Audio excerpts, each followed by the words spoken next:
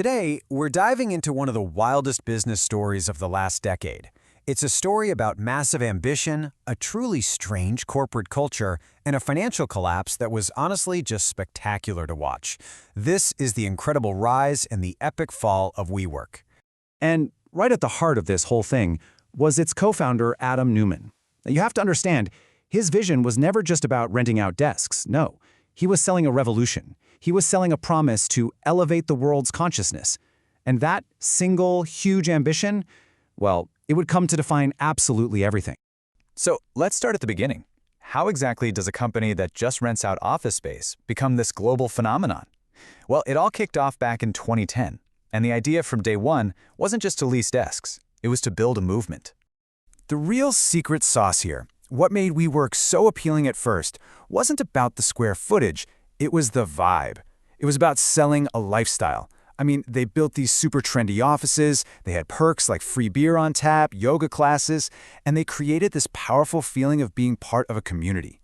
For freelancers and small startups, that kind of branding was just incredibly attractive. And did it work? Oh yeah, it worked big time. By early 2019, at the absolute peak of the hype, investors had bought into this vision so completely that WeWork was valued at, get this, a staggering $47 billion. That's more than a lot of huge, established real estate companies. The hype was very, very real. But a valuation like that, it wasn't just built on a business plan. It was really built around one person's personality.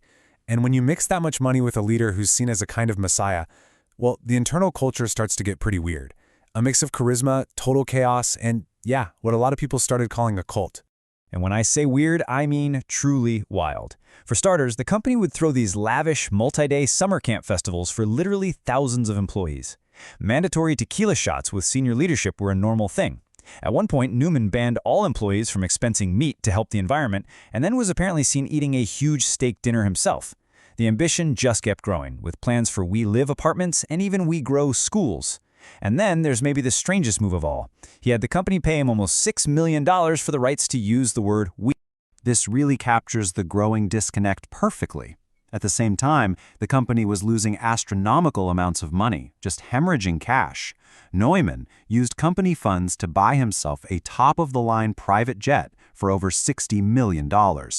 It was such a clear sign of a culture that was completely detached from any kind of financial reality. All right, so behind all the summer camps and the private jets and the free beer, the business itself, it was basically a house of cards. Let's break down the business model because it was fundamentally broken from the start. Here it is. This is the fatal flaw. On one hand, WeWork was signing these super long-term leases for its buildings. We're talking 10, 15 years. This locked them into massive future payments. But on the other hand, they were renting that same space out to members on very flexible, short-term contracts, often just month to month. You see the problem? It created this huge and incredibly risky mismatch. And the numbers. Wow, the numbers really tell the whole story. By the time they tried to go public in 2019, the company was on the hook for $47 billion in future rent payments. But the amount of money they were guaranteed to get from their current members? Only $4 billion. I mean, just look at that gap. It wasn't just a problem. It was a financial time bomb just waiting to go off. And eventually, even their biggest believers had to face the music. The Japanese tech giant SoftBank, which had poured over $10 billion into WeWork, would later come out and just admit it, calling the whole thing their biggest mistake ever. That's a catastrophic misjudgment and a pretty stark thing to admit. And that brings us to the main event, the Great Unraveling. This is the moment that House of Cards came crashing down. And when it happened with breathtaking speed in the fall of 2019. So, what kicked it all off? Their attempt to go public. In August of 2019, they released their IPO paperwork, and for the first time, the world got to see the horrifying financials and Neumann's bizarre level of control. The backlash from investors was immediate and it was brutal. Within weeks, Neumann was forced out as CEO. By October, the IPO was officially dead. And that $47 billion valuation, it crashed to under $8 billion, just like that. And as if the financial collapse wasn't bad enough, suddenly all these other operational scandals started popping up. One of the most glaring examples was the discovery that thousands of their popular soundproof phone booths were actually leaking toxic formaldehyde. They had to take them all out of service across hundreds of locations. It was just one thing after another. The company kind of limped on for a few more years, but really, the damage was done. The COVID-19 pandemic just accelerated the decline as offices emptied out everywhere. Finally, in November of 2023, it was official. WeWork filed for Chapter 111 bankruptcy. But believe it or not, the story doesn't end there. This final chapter reveals this really stark and frankly pretty controversial contrast between what happened to Adam Neumann and what happened to the company he nearly destroyed. So, after everything, Adam Neumann didn't exactly walk away empty-handed. In a deal with SoftBank to get him to give up control, he was given a golden parachute, an exit package that was estimated to be worth a staggering $1.7 billion. Just let that sink in.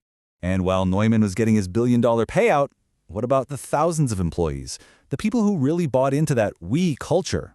Well, they lost their jobs, many of them got no severance pay at all. As you can imagine, this created an enormous amount of public anger. Now here's maybe the most incredible part. Neumann's story continues. He has since launched a new company called Flow, which focuses on community-oriented rental apartments. It's essentially WeWork, but for living. And despite his past, he's secured hundreds of millions of dollars in funding from one of the most prestigious venture capital firms in Silicon Valley. And what about WeWork itself? It actually managed to make it out of bankruptcy in 2024. After shedding tons of expensive leases, it's now a much smaller, much more humble company. It's no longer trying to elevate the world's consciousness, it's just trying to, become quietly profitable. So when you look back at this whole wild ride, what's the ultimate takeaway? Was WeWork just a unique, one-off story of charisma and excess gone wrong? Or is it a powerful warning about the dangers of prioritizing hype over fundamentals, a cautionary tale for the entire startup world? That's a question that people are still debating today.